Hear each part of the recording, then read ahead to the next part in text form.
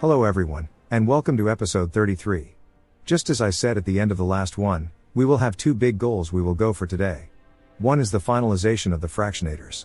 While editing that video, I came to the conclusion that we can make it a lot more efficient if we merge a couple belts into one, which means that we can squeeze even more production capacity out of that whole setup. And the other thing we will do today will be the titanium alloy industry. We've been using a small smelting array to make that very important material for quite a while now, and it is really starting to show its age. It is high time we finally got around to expanding it, so we can make enough to keep the factory going. Before we get started, I would love it if you subscribe to the channel, and clicking the like button will let me know that this video was worth making. If you want to help me make a living off this one day, please consider becoming a channel member, where you will get an early access to the videos as I make them, and for a one-time donation, you can find a link to my Ko-fi page in the description.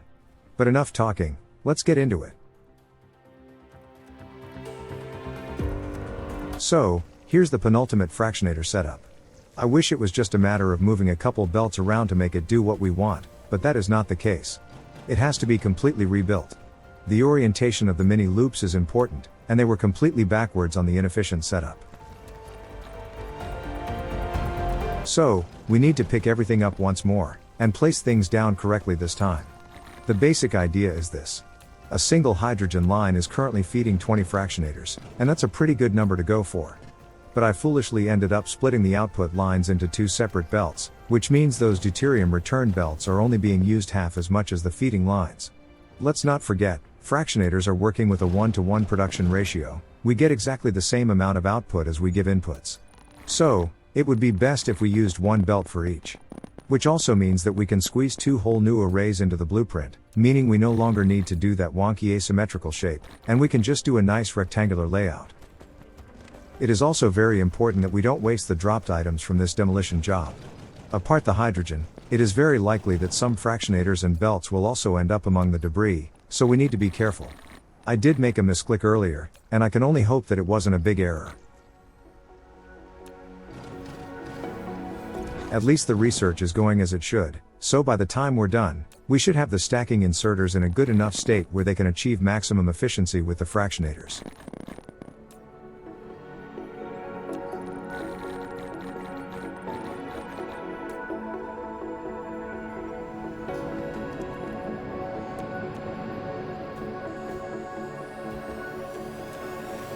So, the belts need to be going in the opposite direction. Instead of outputting hydrogen in the middle, we will instead use it to bring in the deuterium.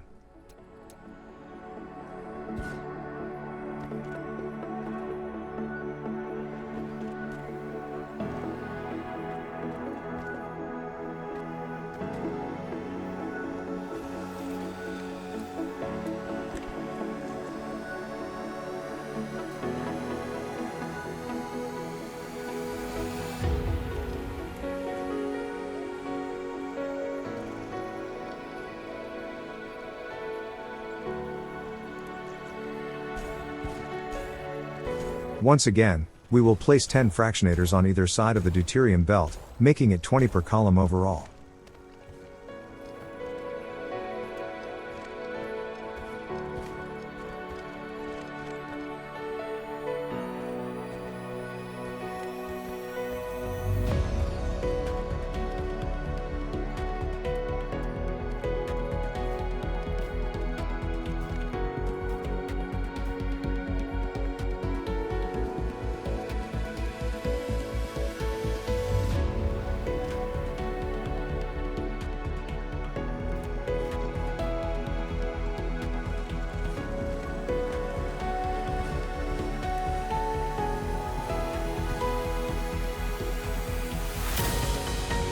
Now, we just simply loop the hydrogen belt around the end of the column, completing the array. And that pretty much completes the subassembly. We just copy the whole thing, and stamp it down 5 more times around the tower.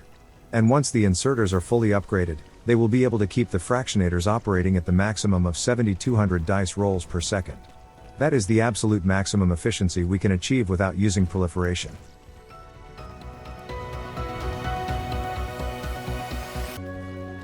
With this, we only use 2 ports on the tower for every column, meaning that we can place 6 of them overall, not just 4 like we could before. And here's the thing about this whole setup. The current speed of our logistic vessels will not be enough to keep up with the demand. But over time, we will be able to upgrade that enough that it will be able to catch up. Until then, this place will not really be able to reach its full potential.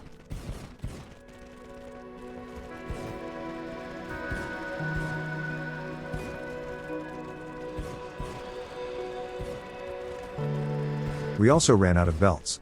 We need some more to finish connecting the columns to the tower, so we will need to make a trip back to Juneau before we can make a blueprint out of this place.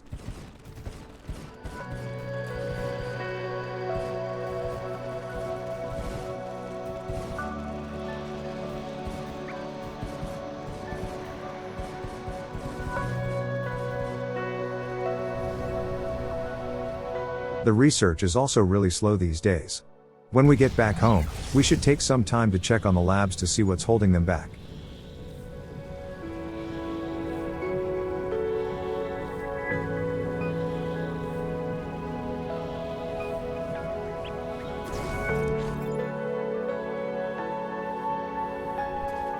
It's the red cubes. And it seems the factory tower has the resources, so we just needed to add a couple more labs to boost the production.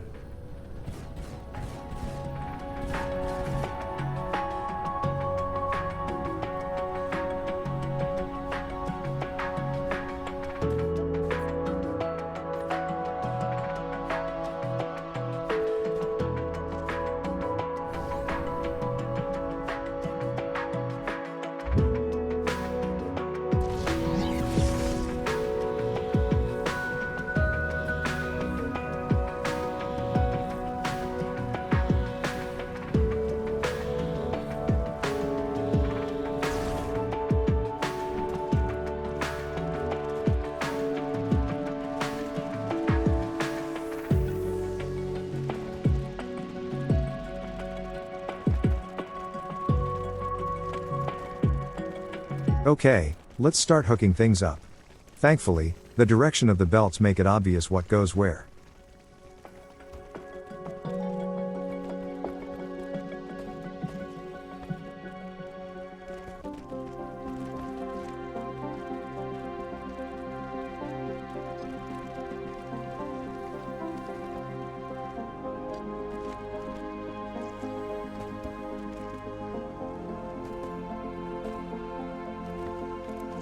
And that's about it. Let's finish building the place, and we are pretty much done with the final Fractionator setup of this playthrough.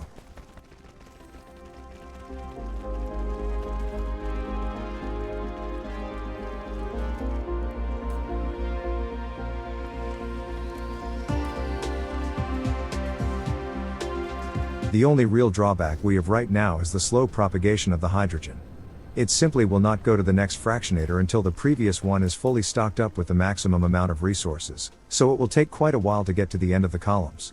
Not to mention those supply issues I mentioned earlier. It will take a long time to really allow this place to reach its full potential. Anyways, we might as well stamp this whole setup down 2 more times, and set the old ones to start emptying out. Once those are completely dry, we can start moving the buildings over to their new homes.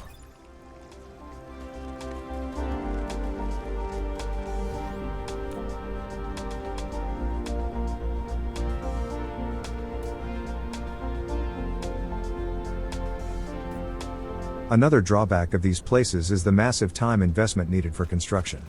If you don't mind, we will blitz through them. It's a bit of a slog without the upgraded drones.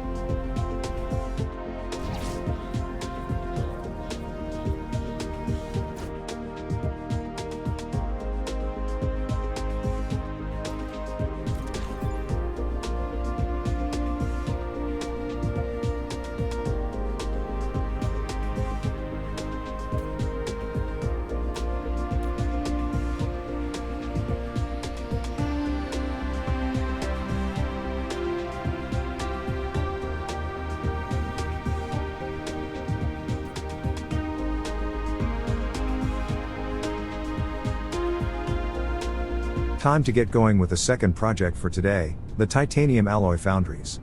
We will of course build a whole new planet for them. For now, we just copied the existing setup, and we will stamp it down on the new world, and expand it there. We are a bit hemmed in on Juno, so it's best if we experiment in a place where we have room to breathe. Since the Lambda Leonis system is already full up with dedicated factory planets, the most logical next candidate was of course the Kafal-Jidma system. And yes, today is the day when we finally get around to renaming it. I also didn't want to leave before we have the shield emitters on hand. It's highly unlikely that we will bother hooking them up to power just yet. There is no dark fog presence there, but I would feel better if we at least had them ready to go in case they do decide to settle in at some point.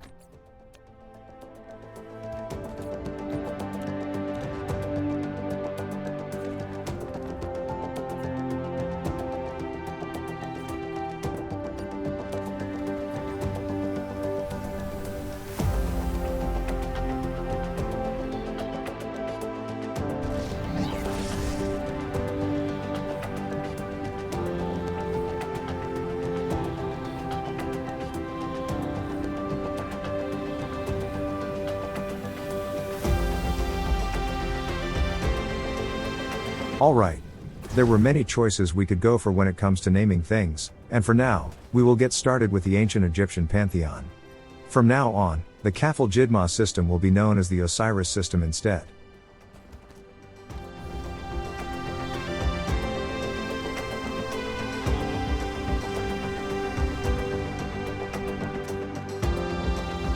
The alloy smelting will start here.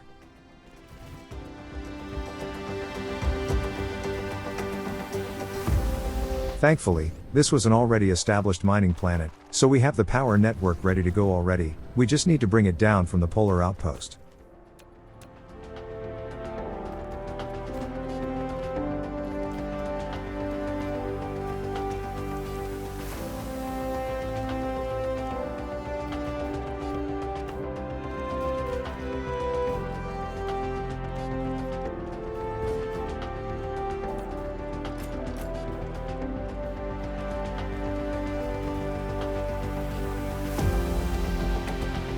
Next, we need to copy the built half over to the other side of the tower, tripling our old rate of production of the alloys.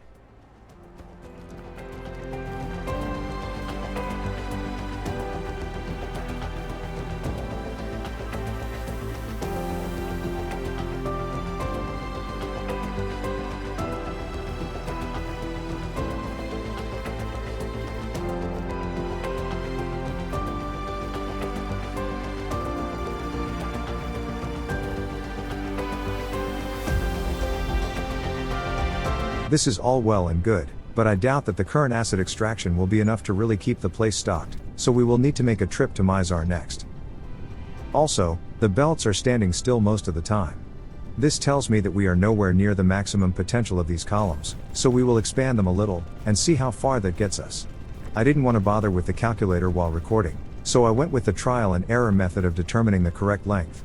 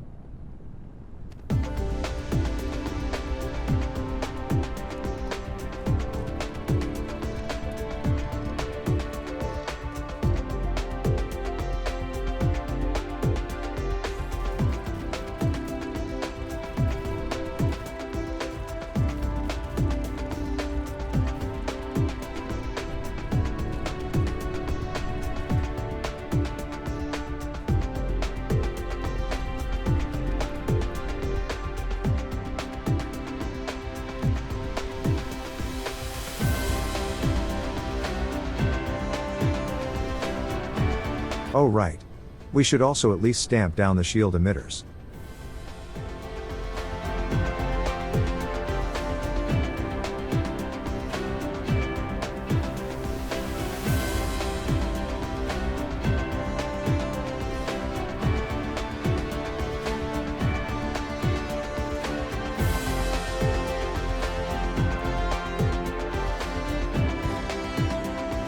Okay. We can go to Mizar at this point, and sort out that whole acid situation.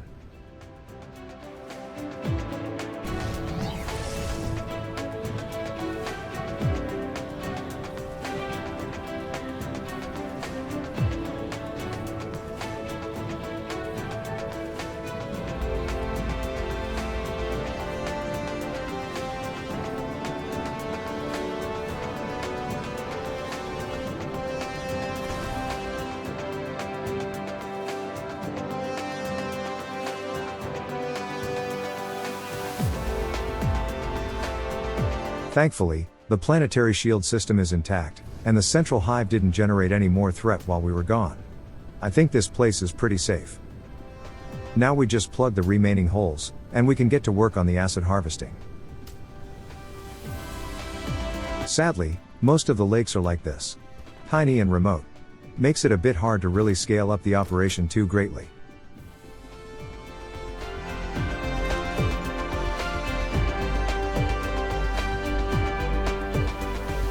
Since we only had a single ILS tower on us as we landed, we will use the existing ones to act as a local stockpile for the acid, and send it out to the interstellar network from there. We can just use planetary towers to act as the local distributors.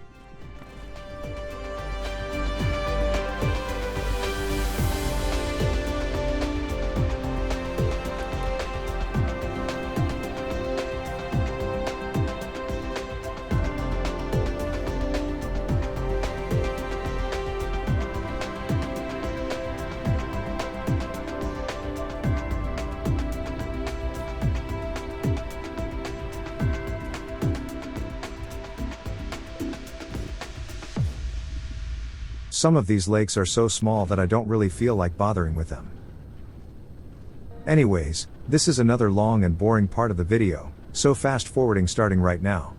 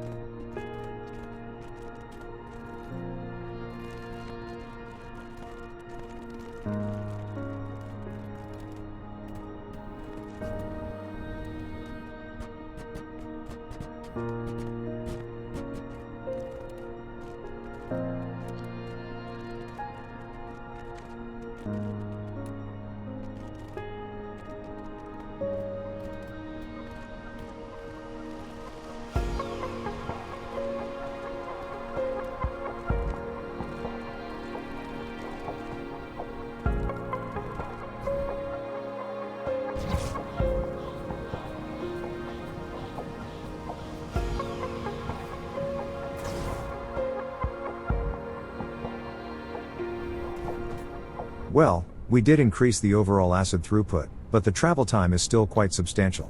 Still, the overall impact should be pretty noticeable.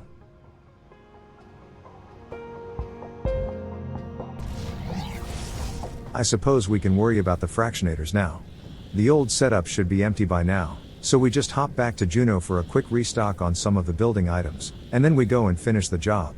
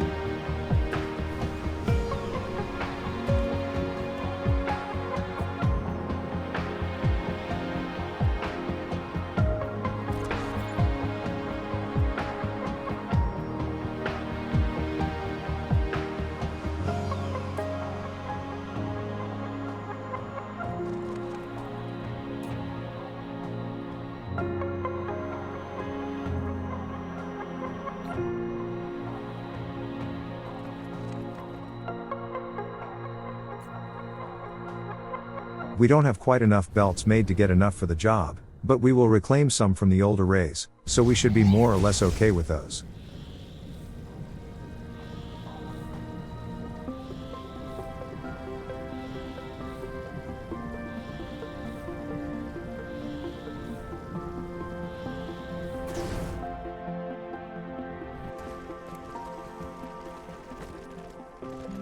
Well, this would be another part where I would fast forward the episode, but we are already perilously close to the 30-minute mark with the previous ones, so I think I will let things play out at normal speed from here on.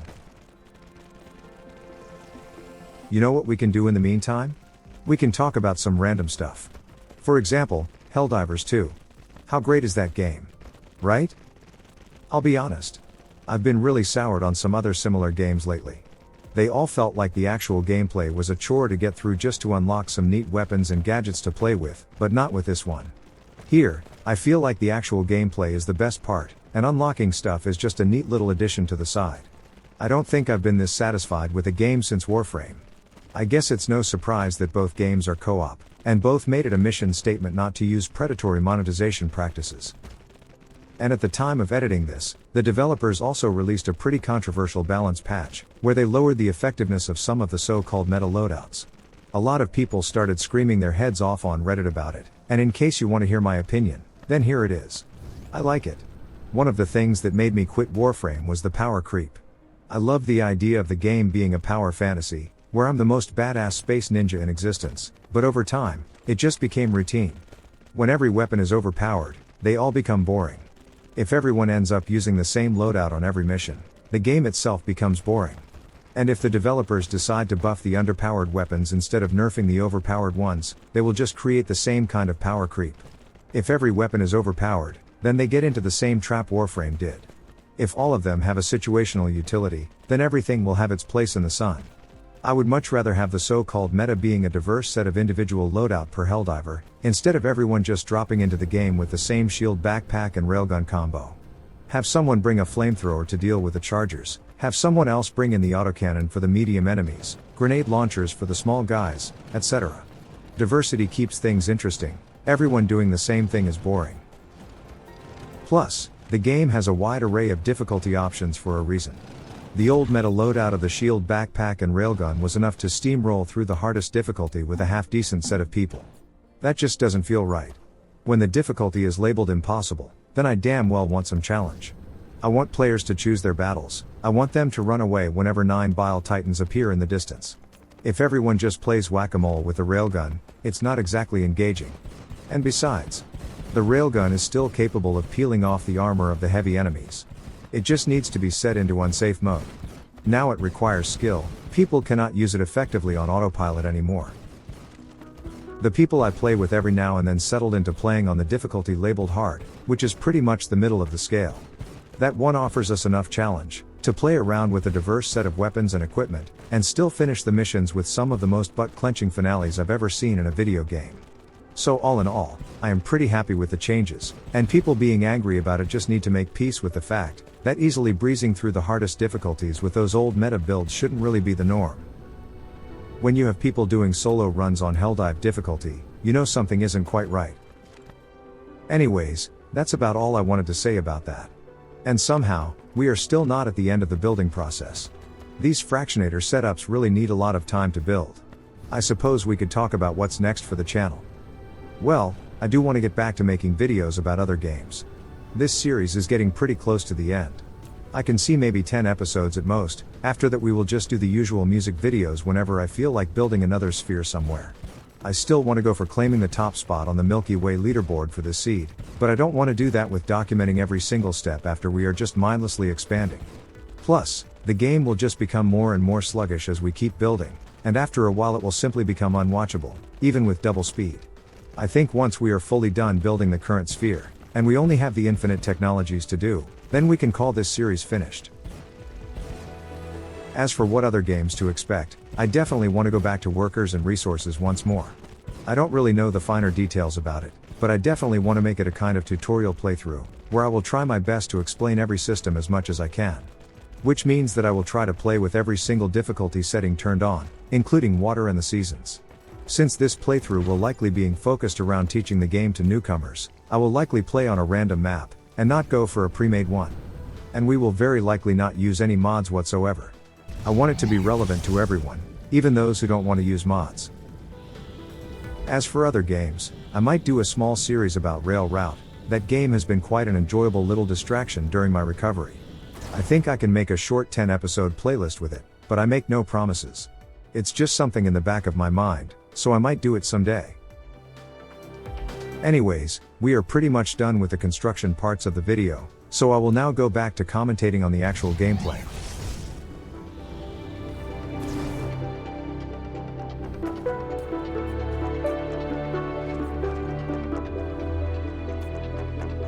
Just as I landed, I started checking the different towers for any shortages, and we quickly discovered that we are running short on frame materials. I did expect it to be the next thing on the list, so it wasn't really a big surprise. And these arrays are pretty short, all things considered, so we will just try to increase production by making them longer for now, and worry about moving them to their own planets at a later date.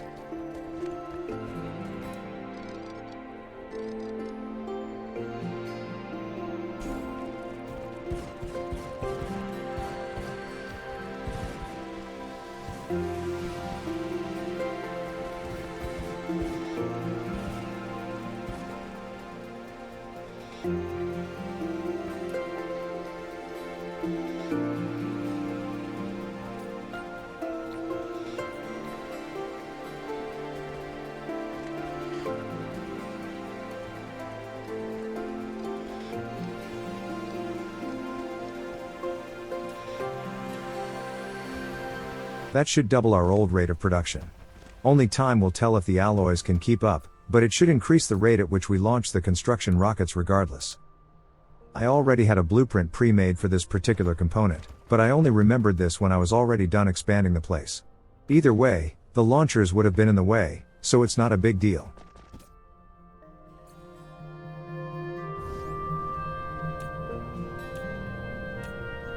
As for the last few minutes of the video, I decided to look at research. Now that we are starting to make some room around the equator, we might want to consider moving them down there, where we have more room to expand them if necessary.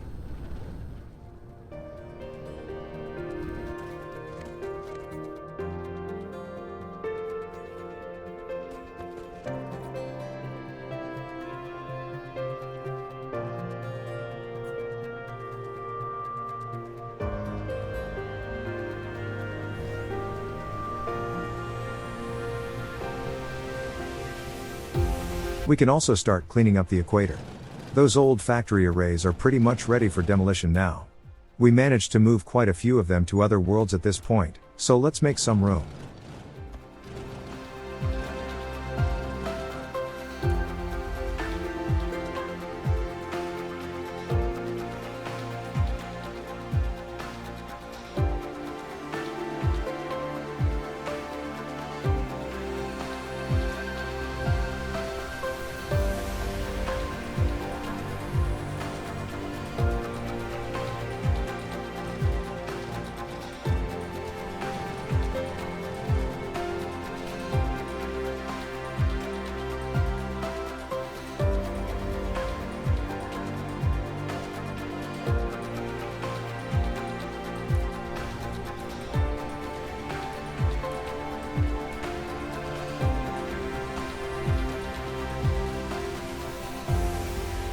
We are also struggling with the plane filters for the quantum chips.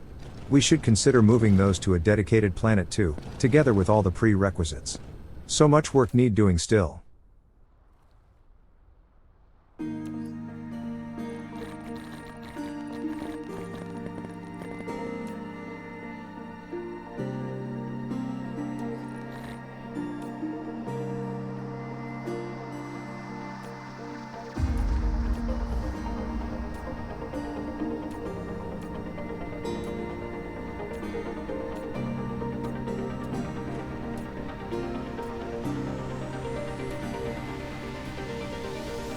Apart from a couple small shortage issues, the factory is in a decent enough shape.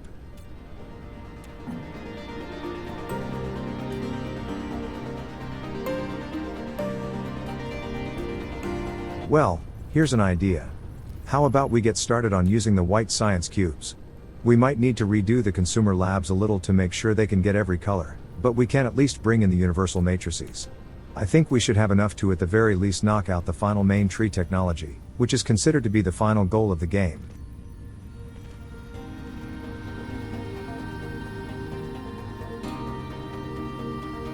Yeah. We have over 4,000 ready to go. If I remember correctly, that's enough for the last thing on the main tree.